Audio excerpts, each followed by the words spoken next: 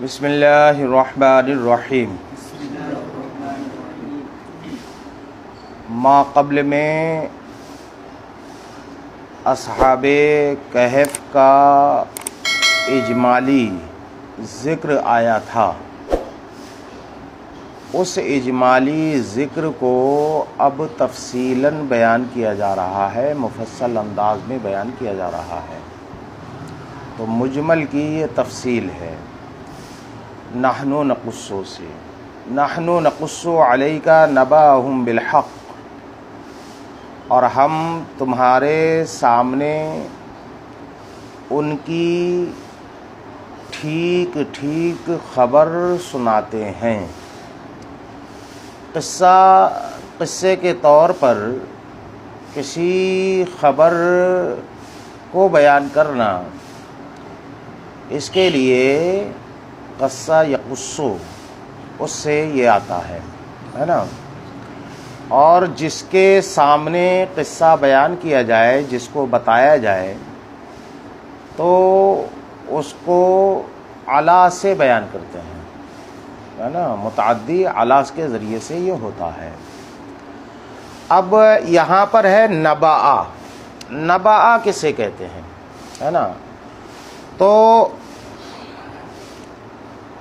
نبأ دراصل اس خبر کو کہتے ہیں جو نہایت اہمیت کی حامل ہو، ہے نا۔ اہم اور نہایت ہی عظیم الشان جو واقعہ ہو، جو خبر ہو، اس کو نبأ سے تعبیر کرتے ہیں، جس کی جمع انباء آتی ہے، انباء، ہے نا، انباء الحی۔ تو یہاں پر یہ تو لغوی بحث ہو گئی۔ ہم ضمیر کا مرجع یہی اصحاب کہف ہیں جن کا ذکر اوپر آیا۔ اب یہ ہے کہ نحوی اعتبار سے یہ اس کی حیثیت کیا ہے نبأ کی۔ نبأ مضاف، ہم ضمیر مضاف الیہ، مضاف الیہ سے مل کر کے یہ کیا اس کی حیثیت ہوگی، ہے نا۔ تو اس میں دو احتمال ہیں۔ پہلا یہ کہ نبأ یہ حال بنے، ہے نا، کس کے ذریعے سے؟ نحن نقص علیک نبأہم بالحق، ہے نا، اسی نحن نقص سے، ہے نا، اس سے جو ہے وہ یہ حال بنے، نقص کا جو فاعل ہے اس سے حال بنے، کہ اس حال میں کہ اس کی خبر جو دی جائے گی وہ بالکل صحیح انداز میں دی جائے گی۔ یا یہ کہ یہ مفعول بہ ہو، ہے نا، خبر کے معنی میں مفعول بہ ہو، اور بالحق اسی سے جو ہے وہ متعلق ہے، اور یہ ملابست کے لیے ہے کہ وہ خبر جو حق کے ساتھ جو ہے وہ ملتبس ہے، حق سے ملی ہوئی ہے، حق سے مزین و آراستہ ہے۔ اب ایک مسئلہ یہ ہے کہ حق کسے کہتے ہیں۔ تو آپ نے بچپن سے سنا حق و باطل کی لڑائی، ہے نا، جاء الحق و زہق الباطل۔ تو یوں تو لغوی اعتبار سے حق کے معنی اور بھی بہت ہیں، اور بھی کئی ایک ہیں، ہے نا۔ چونکہ ایک خبر جب انسان دیتا ہے تو یا تو واقعے کے مطابق ہوگی یا نہیں ہوگی۔ تو جب کوئی خبر دی جائے اور واقعے کے مطابق ہو، اور واقع بھی اس کے مطابق ہو خبر کے، تو مطابق اور مطابق نکلتا ہے، کیا نکلتا ہے بیٹا؟ تو مطابق کے اعتبار سے اس کو صدق کہتے ہیں، اور مطابق کے اعتبار سے اسے جو ہے وہ حق کہتے ہیں۔ لیکن استعمال کے اعتبار سے حق کا جو اطلاق ہوتا ہے وہ، ہے نا، اعتقاد کے سلسلے میں ہوتا ہے، جس کی ضد جو ہے باطل آتی ہے نا۔ اعتقاد کے معاملے میں حق بولا جاتا ہے۔ اس کے برخلاف صدق جو ہے یہ اخبار کے لیے ہوتا ہے، کسی بات کے لیے ہوتا ہے جس کے ذریعے سے جو ہے خبر دی جاتی ہے۔ تو اعتقاد کے سلسلے میں حق، اور خبر کے سلسلے میں، اخبار کے سلسلے میں صدق آتا ہے۔ اس وجہ سے علامہ نصفی علیہ رحمت والرضوان نے یہاں حق کی جو تفسیر بیان کی ہے وہ صدق سے کی ہے، اس لیے کہ اس کا تعلق اعتقاد سے نہیں ہے بلکہ اس کا تعلق اخبار سے ہے۔ سمجھ میں آیا؟ لیکن اب سوال یہی ہے کہ صدق ہی کیوں قرآن کیوں نہیں لے آیا؟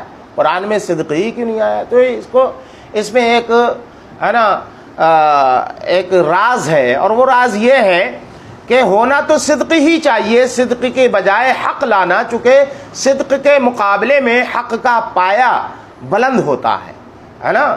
صدق اور حق اگرچہ ایک ہی معنی رکھتے ہیں، لیکن حق کے اندر جو معنویت ہے، جو تقویت ہے، وہ صدق کے اندر نہیں ہے، اور یہاں پر صدق کی جگہ حق لا کر کے یہ بتایا گیا ہے کہ جو یہ خبر دی جا رہی ہے یہ ایسی خبر ہے کہ جس میں ذرہ برابر کسی بھی قسم کی آمیزش نہیں ہے، بالکل صحیح جو ہے وہ خبر ہے، حق خبر ہے بالکل، یعنی جس کے لیے اعتقاد یہ جمایا جا سکتا ہے، بالکل یہ یقینی چیز ہے نا۔ تو نحن نقص علیک نبأہم بالحق بالصدق، ہے نا، سچائی کے ساتھ ٹھیک ہم تمہارے سامنے ان کی خبر بیان کرتے ہیں۔ اب وہ خبر بیان کی جا رہی ہے، وہ کیا ہے؟ وہ قصہ اب آ رہا ہے۔ انہم فتیۃ، بے شک یہ چند نوجوان ہیں۔ اصحاب کہف کیا ہیں؟ چند نوجوان ہیں۔ وہ کتنے ہیں؟ میں نے بتا دیا، 7 نوجوان ہیں۔ فتیہ لغوی اعتبار سے کیا ہے، اس کی لغوی حقیقت کیا ہے نا؟ تو اس میں اہل لغت کے ہے نا 2 قول ہیں۔ ایک قول وہ ہے جس کو علامہ نصفی علیہ رحمت والرضوان نے اپنایا، وہ یہ کہتے ہیں کہ صبیون کے وزن پر یہ فتیون تھا، جس کی جمع جو ہے وہ فتیہ ہے۔ جو صبیون کی جمع کے وزن پر یہ فتیون جو آتا ہے، اس کی جمع جو ہے وہ یہ فتیہ ہے۔ سمجھ میں آیا؟ ہاں، فتیتن، صبیون ہے نا، اس کی جمع فتیتن، صبیون جیسے سبیتن اس کی جمع آتی ہے۔ سمجھ میں آیا؟ اور اصل اس کی جو ہے وہ کیا تھا؟ فعول کے وزن پر۔ یہ کیا ہے بیٹا؟ فعول کے وزن پر، جیسے صبیون فعول کے وزن پر ہے نا، کیا ہے؟ صبویون۔ اسی طریقے سے فتویون، واو اور یا ایک ساتھ جمع ہوئے اور واو کو یا سے بدلا، یا کا یا میں ادغام کر دیا۔ اب یا جو کہ اپنے ماقبل میں کسرہ چاہتی ہے، اس لیے جو ہے وہ یہ فتیون ہو گیا۔ کیا ہو گیا بیٹا؟ فتیون ہو گیا۔ فتویون تھا، کیا تھا بیٹا؟ واو کو تو یا سے بدل کے ادغام ہو گیا، تو فتویون ہونا چاہیے تھا، لیکن جو ہے کتنا ثقیل تھا، اس لیے تا پر کسرہ آ گیا، یہ تو کیا ہو گیا؟ یہ فتیون، اسی کی جمع ہے یہ فتیتن، ہے نا۔ لیکن دوسرے لغوی حضرات نے اس کا رد کیا ہے، انہوں نے کہا کہ یہ فتیون کی جمع نہیں ہے بلکہ فتن کی ہی جمع ہے۔ کس کی جمع ہے بیٹا؟ فتن کی۔ دونوں کے اعتبار سے معنوی کوئی فرق نہیں ہے، دونوں ہی یہ بتاتے ہیں، دونوں ہی فریق یہ کہتے ہیں کہ اس کا جو معنی ہے وہ 2 طریقے سے بیان کیا جاتا ہے۔ ایک تو جو ہے وہ نوجوان کے معنی میں آتا ہے، اور دوسرا جو ہے وہ سخی کے معنی میں آتا ہے، جود و سخا کرنے والے شخص کو، عمدہ اخلاق والے شخص کو ہے نا فتیون کہتے ہیں یا فتن کہتے ہیں۔ سمجھ آیا؟ تو اسی کی تفسیر اب بیان کر رہے ہیں، والفتوہ، کیونکہ اس کا مصدر ہے فتوہ، ہے نا۔ اس کا جو ہے وہ معنی کیا ہوتا ہے؟ تو بذل الندى، ندى کہتے ہیں جود و سخا کو، جود و سخا کرنے والا، جود و سخا کرنا، یہ فتوتن کا معنی ہے۔ وکف الاذى ایک اور معنی اس کا، ہے نا۔ ایک تو یہ کہ جود و سخا کرے، دوسرا یہ کہ تکلیف دہ چیزوں کو روکے، کسی کو تکلیف نہ دے، موذی نہ ہو، ایذا رسا نہ ہو، اور تیسری چیز کیا ہے؟ وترک الشکویٰ، ہے نا، شکایتوں کو ترک کرتا ہو، شکایت نہ کرتا ہو، گلا و شکوہ جو ہے وہ نہ کرتا ہو، ہائے فائے یہ سب کچھ نہ کرتا ہو۔ تو ایسی خوبیوں کے حامل شخص کو فتیون یا فتن جو ہے وہ کہتے ہیں۔ یہ چیزیں ہو گئی، اور بھی کچھ خوبیاں اس کی بتائی ہیں کہ فتن کہتے یہ فتیون یا فتن کہتے کسے ہیں؟ وَاجْتِنَابُ الْمَحَارِمِ، ان 3 خوبیوں کے ساتھ ساتھ وہ شخص جو ہے وہ، ہے نا، جو حرام کاریاں ہیں ان سے اجتناب کرنے والا ہو، وہ استعمال المکارم، اور جو ہے وہ مکارم عمدہ اچھی چیزوں کا استعمال کرنے والا ہو۔ تو اچھی چیزوں کا استعمال کرنا، محارم سے اجتناب کرنا، شکوہ و شکایت کو ترک کرنا، اور تکلیف دہ چیزوں کو روکنا، اور جود و سخا کرنا، اس کا یہ معنی ہے نا فتوت ان کا۔ سمجھ میں آیا؟ یہ تو حاصل کیا نکلا کہ اب فتیون یا فتن اس نوجوان کو کہیں گے کہ جو جود و سخا کی اعلیٰ منزل پر فائز ہو، اور جو عمدہ اخلاق رکھنے والا ہو، نیک اور صالح شخص ہو، ہے نا، اور اس کے ساتھ ہی ساتھ وہ گلہ و شکوہ کرنے والا نہ ہو، صابر و شاکر شخص ہو۔ یہ ہیں خوبیاں کس کی بیٹا؟ فتن کی، یا جو ہے وہ فتیون کی۔ وقیلا، بعض لوگوں نے کہا کہ الفتح کہو یا الفتیو کہو، دونوں کے اعتبار سے، فتیو ان کے اعتبار سے، علامہ نصفی کے اعتبار سے، دوسرے اہل لغت کے اعتبار سے فتح۔ من لا یدعی قبل الفعل، ہے نا، جو کرنے سے پہلے ڈینگے نہ ہانکتا ہو، دعویٰ نہ کرتا ہو، بڑے بڑے جو ہے وہ دعویٰ، میں یہ تو کر دوں گا، میں یہ کر دوں گا، آسمان پاڑ دوں گا، یہ کر دوں گا، وہ نہ کرے۔ ولا یزکی نفسہ بعد الفعل، اور کام کرنے کے بعد، ہے نا، اپنے آپ پر اتراتا نہ ہو، ہے نا، اپنے کو اپنے اوپر فخر نہ کرتا ہو، غرور نہ کرتا ہو۔ یزکی کا مطلب ہوتا ہے کہ اپنے آپ کو پاک صاف جو ہے وہ سمجھنا، تو یہ نہ سمجھتا ہر انسان یہ سمجھے کتنا بھی بڑا کارنامہ انجام دے دے کہ اس کے اندر جو ہے وہ نقص ہے، کمی ہے کہیں نہ کہیں، تو غرور نہیں ہوگا۔ مطلب یہ ہے کہ غرور کرنے والا نہ ہو، ڈینگے ہانکنے والا شخص نہ ہو، تو اس کو جو ہے وہ کہتے ہیں کہ ارے واہ یہ نوجوان آیا، یہ بہت اچھا نوجوان ہے، سمجھے، جوان کہتے ہیں کہ جوان آ گیا۔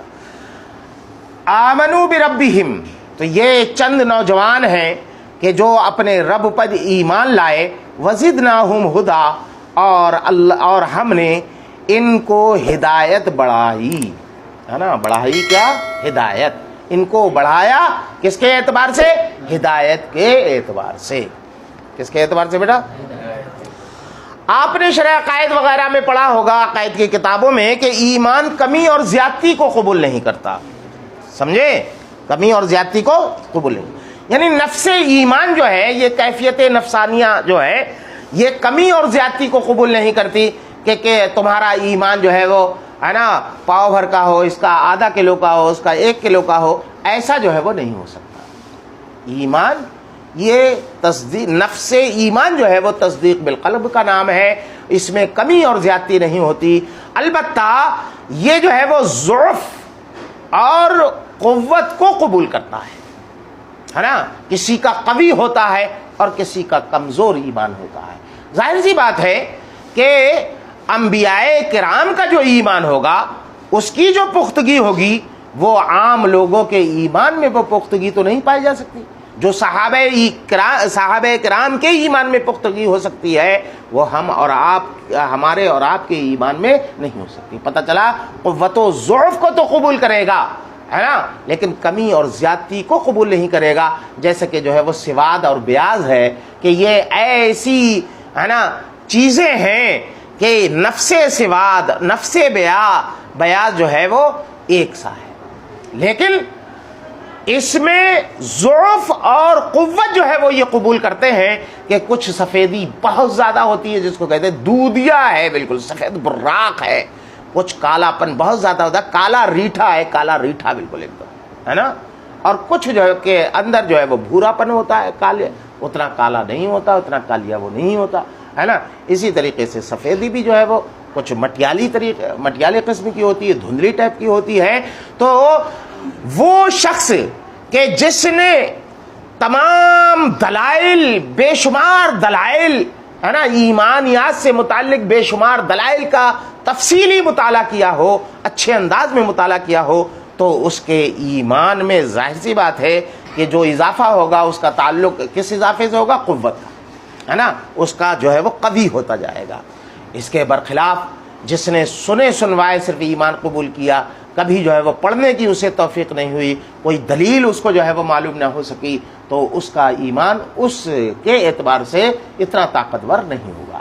اسی طریقے سے جس نے مشاہدہ کر لیا، جو ہے نا مراقبہ کرتے ہیں، جو سالکین ہیں، ان کا جو ایمان ہے، اس لیے کہ وہ سب کچھ اللہ کی تجلیوں کو بھی دیکھتے ہیں، اللہ کی قدرت کے کرشموں کو بھی ملاحظہ کرتے ہیں، اسی لیے وہ دنیا والوں سے دور بھی ہو جاتے ہیں کہ سب سے دل ان کا اچاٹ ہو جاتا ہے، تو قوت میں اضافہ ہو سکتا ہے نا۔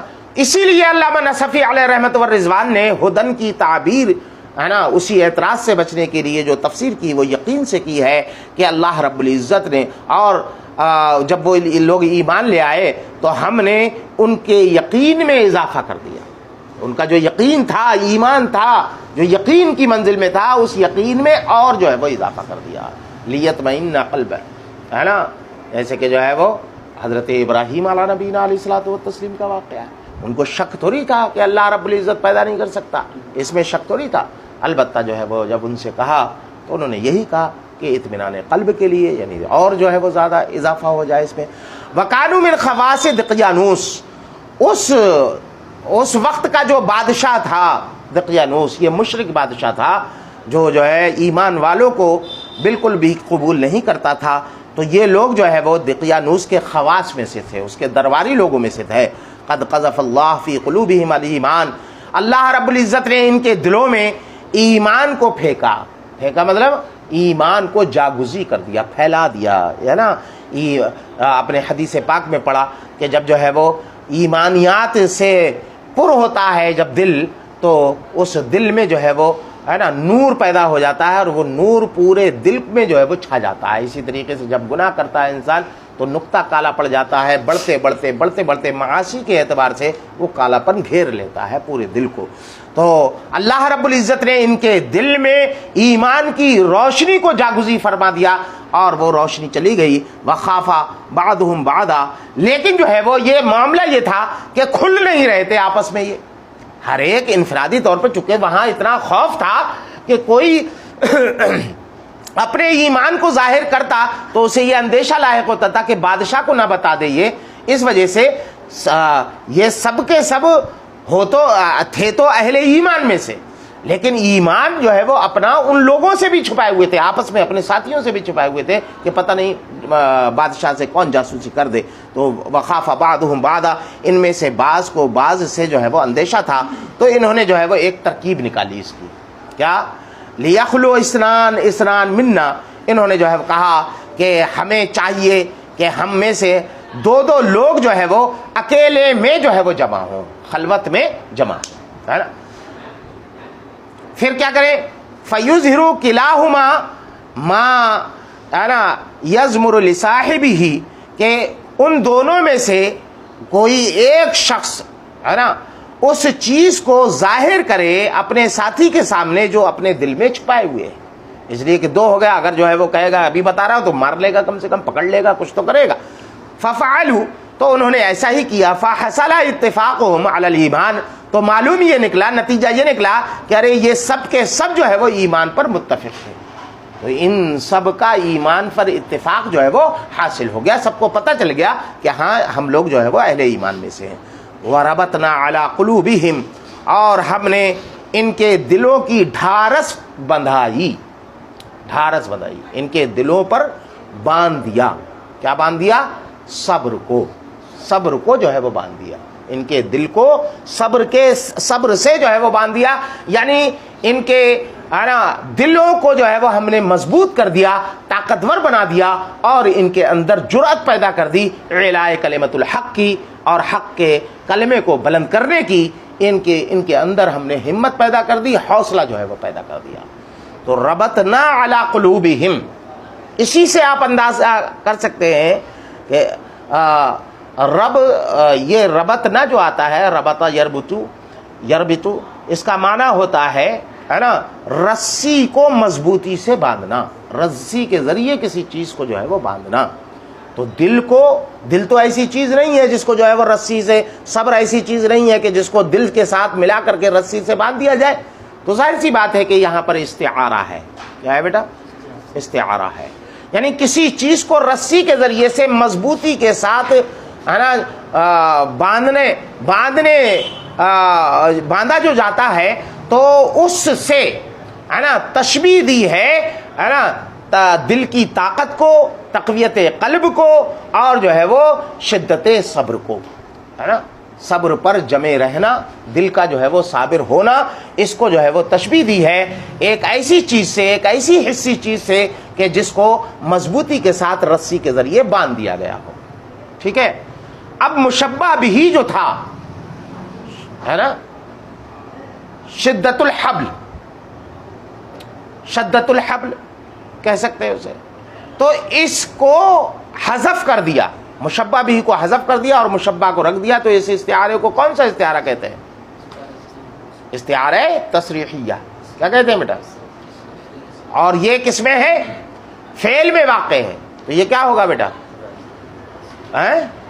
بولو.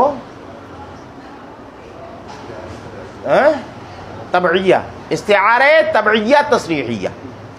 لیکن بعض لوگوں نے کہا کہ نہیں، یہ استعارہ ہے ہی نہیں، بلکہ یہاں پر جو ہے وہ تمثیل ہے نا. کیا ہے بیٹا؟ تمثیل. اور استعارے میں کیا فرق ہے؟ میں نے بتایا تھا، ایک منظر کو دوسرے منظر سے تشبیہ دینا، یا دوسرے سادہ انداز میں یوں کہہ سکتے ہیں، آسان انداز میں، کہ جملے کو جملے سے تشبیہ دینا. تو یہاں پر جملے کو جملے سے تشبیہ دی جا رہی ہے نا. ربطنا علی قلوبہم کو تشبیہ دی گئی ہے نا، رسی سے کسی چیز کے باندھنے سے، اس سے جو ہے وہ تشبیہ دی گئی ہے. تو جو ہے وہ چند امور یہاں پر ہیں، چند امور وہاں ہیں. ان امور سے جو منظر بنا، اس منظر کو دوسرے منظر سے جو ہے وہ تشبیہ دی، تو یہ کیا ہے؟ تمثیل ہے. وَرَبَطْنَا عَلَىٰ قُلُوبِهِمْ. بہرحال معنی یہاں پر اس کا جو ہے وہ ظاہری معنی مراد نہیں ہے، بلکہ جو ہے وہ استعارے والا معنی مراد ہے. اس سے مراد کیا ہے؟ وَقَوَّيْنَاهَا بِالصَّبْرِ، کہ ہم نے صبر کے ذریعے سے ان کو طاقت بخشی. کس بات پر؟ صبر کس بات پر؟ صبر کہتے ہیں رکے رہنے کو، ہے نا، جمے رہنے کو. علی ہجران الاوطان، ہے نا، اپنے وطنوں کو، گھر بار کو چھوڑنے پر جو صبر کر رہے تھے، اس صبر سے ان کے دل کو تقویت دی. والفرار بالدین الی بعضل، ہے نا، غیران، غیران غار کی جمع، نار کی جمع نیران جیسے، غار کی جمع غیران. اور کسی غار میں، کسی غار کی طرف، ہے نا، اپنے دین کے ساتھ، ہے نا، بھاگ جانا. کس کی طرف؟ کسی غار کی طرف، ہے نا، بھاگ کر کسی غار کی طرف پناہ لے لیں، ہے نا، لے لیں. اور اپنے گھر بار کو چھوڑنے پر صبر کرنے کے ذریعے سے ہم نے ان کو جو ہے وہ تقویت عطا فرمائی، ہے نا، ان کو، ان کے دلوں کو مضبوط کر دیا. حاصل یہ ہے کہ اپنے گھر بار سے رخصت ہونے، ہجرت کرنے، اور جو ہے وہ اپنے دین کی دولت کے ساتھ، ہے نا، کسی غار میں پناہ لینے کی ان کے اندر ہمت پیدا کی، اور ان کے دل کو اس سلسلے میں ابھارا گیا، اور ان کے دلوں کو اس کام کے لیے مضبوط کیا گیا، اس کے اندر جرأت پیدا کی گئی. یہ ہے مطلب. وَجَسَّرْنَاهُمْ إِلَى الْقِيَامِ بِكَلِمَةِ الْحَقِّ، اور اعلاء کلمۃ الحق کے لیے، حق کے کلمے کے ساتھ کھڑے ہونے کی ہم نے ان کو جسارت عطا فرمائی، ہے نا، جرأت عطا فرمائی. والتظاہر بالاسلام، اور اس کے ساتھ ساتھ اسلام کو علی الاعلان ظاہر کرنے، اسلام کو اعلانیہ طور پر ظاہر کرنے، حق کے کلمے کے ساتھ کھڑے ہونے کی ہم نے ان کے اندر جسارت پیدا کی. کب؟ اذ قاموا، اس وقت جب کہ یہ لوگ کھڑے ہوئے، اس وقت ان کو ہم نے حوصلہ دیا کہ ہاں کہو، اپنے ایمان کو ظاہر کرو. کہاں پر کھڑے ہوئے؟ بین یدی الجبار، ہے نا، ان جابر لوگوں کے، ان طاقتور، ان دبنگوں کے سامنے کھڑے ہونے. جب یہ لوگ کھڑے ہوئے، اور وہ کون لوگ ہیں؟ جبار کون لوگ ہیں؟ کہتے وہ دقیانوس، ہے نا، اور وہ دقیانوس ہے، سب سے بڑا دبنگ تو وہی تھا. من غیر مبالات بھی، بنا اس کے کہ وہ اس کی پرواہ کریں، ہے نا، اس کی پرواہ کیے بنا، بغیر، وہ لوگ جو ہے وہ اتنے بڑے ظالم و جابر بادشاہ کے سامنے جب کھڑے ہوئے، تو ہم نے اس وقت ان کو حوصلہ دیا، ان کے دلوں کو جو ہے وہ مضبوط کیا.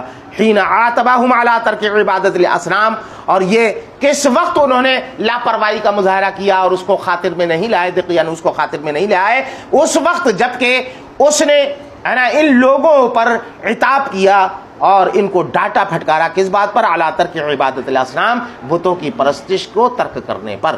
بتوں کی پرستش کو ترک کرنے پر جس وقت دقیانوس بادشاہ نے ان کے اوپر غصے کا اظہار کیا اور ان پر عتاب کیا تو اس کی پرواہ کیے بغیر یہ لوگ دقیانوس کے سامنے جم کر جو ہے وہ کھڑے ہو گئے، اس حال میں کہ ہم نے ان کے دلوں کو اس وقت مضبوط کر دیا تھا۔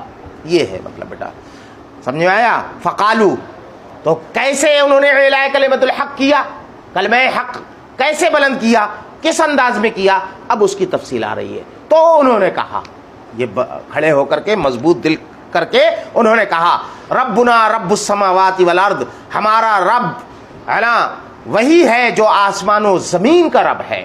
فخر کرتے ہوئے کہتے ہیں ارے ہمارے نبی تو وہ نبی ہیں جن کو محمد صلی اللہ علیہ وسلم کہا جاتا ہے، ہمارے استاد تو فلاں ہیں۔ تو یہ ترکیب جو ہوتی ہے بیٹا، یہ افتخار کی ہوتی ہے، فخر کرنے کی ہوتی ہے۔ فخر کرتے ہوئے جب کوئی اس طریقے کا جملہ کہتا ہے تو اس سے اندازہ ہوتا ہے کہ وہ جس کا بیان کر رہا ہے وہ خبر دینا مقصود نہیں ہے، خبر دینا مقصود نہیں ہوتا بلکہ فخر کرنا مقصود ہے۔ ارے میرے پیر تاج الشریعہ، یہ بتانا مقصود نہیں ہے کہ میرے پیر تاج الشریعہ ہے، بلکہ فخر کے طور پر جانتا ہے میرے پیر کون ہے، مفتی اعظم ہند رضی اللہ تعالیٰ عنہ، ہے نا۔ تو یہاں پر خبر دینا مقصود نہیں ہوتا بلکہ فخر کرنا مقصود ہوتا ہے۔ اسی لیے علامہ نصفی علیہ رحمۃ والرضوان نے اس کی تفسیر مفتخرینہ سے کی کہ افتخار کرتے ہوئے، فخر کرتے ہوئے انہوں نے یہ کہا تھا، ہے نا، حالانکہ جملہ جو ہے وہ اخبار کے طور پر ہے، خبر دینے کے طور پر ہے۔ لن ندعو من دونہ الہا، ہے نا، کہ ہم ہرگز اس کے علاوہ کسی معبود کی پرستش نہ کریں گے یا کسی کو معبود نہ کہیں گے، ہے نا۔ یہاں پر قول ہے اور فعل بھی ہے، دونوں ہی معنوں کا احتمال ہے۔ دعا یدعو کے کئی معنی آتے ہیں، ایک ہے عبادت کرنا، ایک معنی ہے دعا کرنا، ایک معنی ہے پکارنا، آواز دینا، ایک معنی ہے نا عبادت اور وہ بتا چکا پرستش کرنا، ایک معنی ہے کسی کو کسی نام سے موسوم کرنا، ہے نا۔ تو یہاں پر ان تمام معانی میں سے دو معانی کے احتمالات ہیں، ایک تو یہ کہ ہم اللہ کے علاوہ کسی دوسرے معبود کی پوجا نہ کریں گے، یا یہ کہ اللہ کے علاوہ کسی کو ہم معبود کا نام نہ دیں گے، اس کو الہ کا نام نہ دیں گے، الہ کے نام سے موسوم نہ کریں گے۔ تو قول اور فعل یہ دونوں ہیں، عبادت میں فعل پایا جاتا ہے اور جو ہے وہ معبود نام رکھنے میں یہ قول جو ہے وہ پایا جاتا ہے، لیکن دونوں میں تلازم ہے۔ ظاہر سی بات ہے کہ جب کوئی کسی کی عبادت کرے گا تو اس کا مطلب یہ ہے کہ اس کو معبود مان رہا ہے، وہ قول بھی جو ہے وہ پایا جا رہا ہے اس میں، تو دونوں معنوں کا احتمال ہے۔ اسی لیے انہوں نے دونوں معنی یہاں پر انہوں نے جو لیا ہے، علامہ نصفی نے ان میں سے ایک معنی لیا ہے اور وہ ہے یہاں پر پرستش والا نہیں بلکہ موسوم کرنا، کہ وَلَا إِن سَمَّيْنَاهُمْ، ہے نا، آلہہ، کہ اور اگر ہم نے ان کو آلہہ سے موسوم کیا، ہے نا، موسوم کیا، یہ اصل میں لقد قلنا اذن شططا جو جزا کے طور پر آیا ہے اس کی شرط بیان کر دی، اور اسی شرط کے ضمن میں یہ بھی پتہ چل گیا کہ لن ندعوا کا جو معنی انہوں نے لیا ہے وہ جو ہے کیا لیا ہے، موسوم کرنا، پکارنا، ہے نا، عبادت کرنا نہیں لیا ہے، سمجھے۔ تو اصل میں کیا تھی آیت، یہ ہے کہ ہم ہرگز اس کے علاوہ کسی کو الہ نہ بنائیں گے، کہ الہ نہ کہیں گے، لقد قلنا، ہے نا، تب تو ضرور ہم نے جو ہے وہ ضرور جو ہے وہ کہا، ہے نا، شططا، حد سے بڑا قول، حد سے بڑی ہوئی بات، ہے نا، ظلم و زیادتی پر مشتمل بات تب تو ہم نے کہہ دی۔ تو اس کا پتہ چلتا ہے کوئی جو ہے وہ محذوف ہے کہ نہیں یہاں پر، وہ کیا ہے بیٹا، یہاں پر انہوں نے ایک دعویٰ کیا اصل میں کہ ہم اللہ کے علاوہ کسی کو نہ پوجیں گے، اگر ہم نے پوجا، یہ شرط ہے، اگر ہم نے پوجا تو واللہ ہم نے بہت ہی ظلم و زیادتی بھری بات کہہ دی، یا ہم نے حد سے بڑی ہوئی بات جو ہے وہ کہہ دی۔ تو پتہ چلا کہ یہاں دو چیزیں محذوف ہیں، ایک تو شرط اور دوسری جو ہے وہ قسم۔ قسم پر دلالت کس نے کی، لقد قد پر جو لام آیا ہے جواب قسم کے طور پر ہے تو قسم پر دلالت کی لقد نے، اور جو ہے وہ شرط یہاں پر محذوف ہے اس پر دلالت کری اذن نے. سمجھ میں آیا؟ اذن اور لقد ان دونوں نے مل کر کے یہ افادہ کیا کہ یہاں پر جو ہے وہ ایک شرط محذوف ہے، اس کو یہاں پر انہوں نے ظاہر کیا علامہ نصفی نے. وَلَئِن سَمَّيْنَاهُمْ آلِهَةً، اگر ہم نے ان کا نام جو ہے وہ الہ رکھ دیا تب تو واللہ ہم نے حد سے بڑی، تب تو ہم نے اس وقت حد سے بڑی ہوئی بات کہہ ڈالی، ہے نا. شتت یہ اصل میں ہے مصدر، اس کا معنی ہوتا ہے نا ظلم میں زیادتی کرنا، ظلم میں حد سے گزر جانا، یا کسی چیز میں حد سے بہت آگے چلا جانا، ہے نا. بعد کا جو ہے بھی اس کے اندر معنی پایا جاتا ہے نا. تو شتت جو ہے یہ مصدر ہے بیٹا، اور مصدر کا ظاہر سی بات ہے کہ یہاں پر یہ صفت کے طور پر ہے، اور صفت بغیر موصوف کے نہیں آتی. اس کا مطلب یہ ہے کہ موصوف یہاں پر محذوف ہے، تو وہ موصوف کیا ہے؟ قول، ہے نا. تو قول اگر موصوف ہے اور شتت کو صفت بنایا جائے تو وہی اعتراض جو پہلے سے چلا رہا ہے کہ مصدر کا حمل ذات پر ہے نا بالمعاطات لازم آئے گا. تو اس کا جو ہے وہ جواب انہوں نے دیا کہ یہاں پر دو چیزیں بیان کی، ایک تو یہ کہ شتت کا موصوف ظاہر کیا، اور دوسرا یہ کہ شتت کا حمل کے یہاں پر بالمعاطات نہیں ہے بلکہ بالاشتقاق ہے، اور یہاں پر ذو کے ذریعے سے جو ہے وہ حمل ہے. تو اس کو بتایا کہ قولاً ذا شتت، ایسی بات ہم نے کہہ دی جو حد سے بڑھنے والی ہے، حد سے بڑھی ہوئی ہے. وَهُوَ الْإِفْرَاطُ فِي الظُّلْمِ، ظلم میں افراد کو، اور اس ظلم میں ہے نا ابعاد کو، ظلم میں بہت گہرائی تک اتر جانا، دور تک چلے جانا. ظلم کا پورا میدان ہے، اس میں دور تک انتہا تک چلے جانا، یعنی حد درجے کے ظلم کو ہے نا شتت کہتے ہیں. اور یہ کس سے ہے؟ شتا یشتو سے ہے نا. فتح سے بھی ہے یہ، نصرہ سے بھی ہے. شتا یشتو اور شتا یشتو. وَيَشُتُّ إِذَا بَعُدَ، اور یشتو بولا جاتا ہے جبکہ ہے نا کوئی دور چلا جائے، تو حد سے تجاوز کرنے کو ہے نا شتت کہتے ہیں. حاصل کلام یہ ہے کہ حد سے بڑی بات کہنے والے ہوں گے اگر ہم نے اللہ کے علاوہ کسی اور کو الہ سے موسوم کر دیا، ہے نا. ہاؤلائی قومنا، یہ جو ہماری قوم ہے نا، یہ اس کا ترجمہ ہوتا ہے. کیوں ہوتا ہے اس کا ترجمہ؟ ہاؤلائی اصل میں ہے مبتدا، اور قومنا جو ہے اسی کا ہے عطف بیان. کیا ہے بیٹا؟ ہاؤلائی قومنا یہ عطف بیان سے مل کر کے مبتدا بنتا ہے. اتخذوا من دونی آلہہ، ان لوگوں نے ہے نا اللہ کو چھوڑ کر کے کئی معبود بنا لیے ہیں، کئی معبود بنا لیے. اب یہ بتاؤ کہ یہ انداز خبر کا ہے کہ نہیں ہے؟ لیکن مقصد خبر دینا نہیں ہے، وہ تو خود ہی جانتے تھے کہ ہاں ہم نے بنا رکھے ہیں. انہی لوگوں سے کہہ رہے ہیں، انہی کے سامنے کہہ رہے ہیں، تو ان لوگوں نے ان لوگوں کو پتہ نہیں ہے کیا کہ ہاں ہم نے کئی معبود بنا رکھے ہیں. یہاں پر جو ہے وہ یہ اخبار جو ہے کس کے لیے ہے بیٹا؟ ڈانٹنے پھٹکارنے کے لیے ہے، اور ان کے عیب کو بیان کرنے کے لیے ہے، ان کی خامی کو بیان کرنے کے لیے ہے، اور انکار کے معنی میں ہے کہ یہ بنانا جو ہے وہ تمہارا ٹھیک نہیں ہے، غلط ہے تمہارا، ہے نا. وہ ہے خبر. تو یہ جو ہے وہ خبر ہوئی، ہے نا. اتخذوا من دونی آلہہ کس کی خبر ہے؟ ہاؤلائی قومنا جو مبتدا بناتا اس کی یہ خبر ہے. وَهُوَ إِخْبَارٌ فِي معنى الانکار، انکار کے معنی میں یہ اخبار ہے.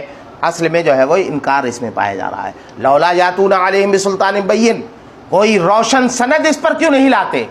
ان کو بنا لیا ہے، معبود بنایا ہے، تو ان کے معبود ہونے پر ان کے کہ یہ عبادت کے مستحق ہیں یا ان کی عبادت کرنا صحیح ہے، اس پر کوئی روشن دلیل کیوں نہیں لاتے تحجیز کے لیے، ہے نا.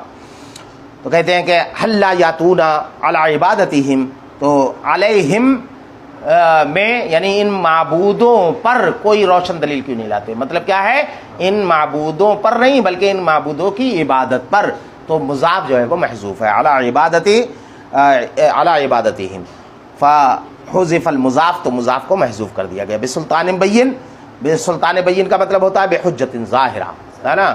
کوئی ظاہر و باہر دلیل کیوں نہیں لاتے؟ وہو تبکیت، اور اس کا معنی ہوتا ہے تبکیت.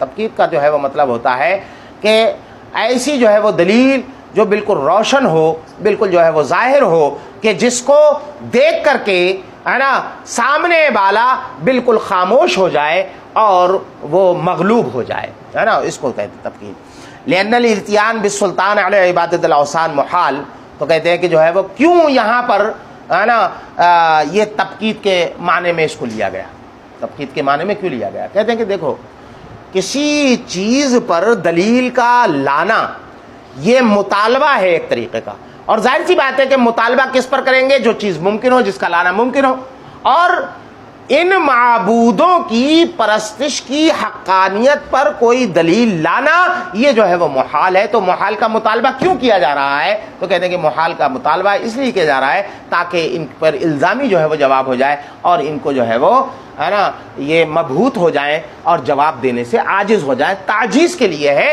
حقیقت میں یہ نہیں ہے کہ یہ لے آئیں۔ جیسے کہ جو ہے وہ قرآن نے فرمایا کہ جو ہے وہ ہے نا تم چند آیتیں لے آؤ، کوئی ایک آیت جو ہے وہ لے آؤ، تو وہاں پر یہ تو نہیں ہے کہ جو ہے وہ قرآن کی آیت منگانا مقصود ہے، نہیں، وہ بھی جو ہے وہ تبکیت کے ہی لیے ہے۔ فمن اظلم ممن افترى علی اللہ کذبا، تو اس سے بڑا ظالم کون جس نے اللہ پر جھوٹ باندھا، ہے نا، کس بات کا جھوٹ باندھا؟ یہی تو کہہ رہے ہیں کہ جو ہے وہ اللہ کی بھی عبادت کریں گے اور اس کے ساتھ دوسرے معبودوں کی بھی عبادت کریں گے، تو شریک کا مطلب یہ ہے کہ اللہ نے اپنا شریک بنا لیا، تو اللہ پر جھوٹ باندھنا ہوا یہ، ہے نا، بنسبت شریک الیہ، اس کی طرف جو ہے وہ شریک کی نسبت کر کے ہے نا جو اللہ پر جھوٹ باندھا ہے، تو جھوٹ باندھنے والے جو لوگ ہیں ان سے بڑا ظالم اور کون ہو سکتا ہے؟ سمجھ میں آیا؟ چلو بس کرو۔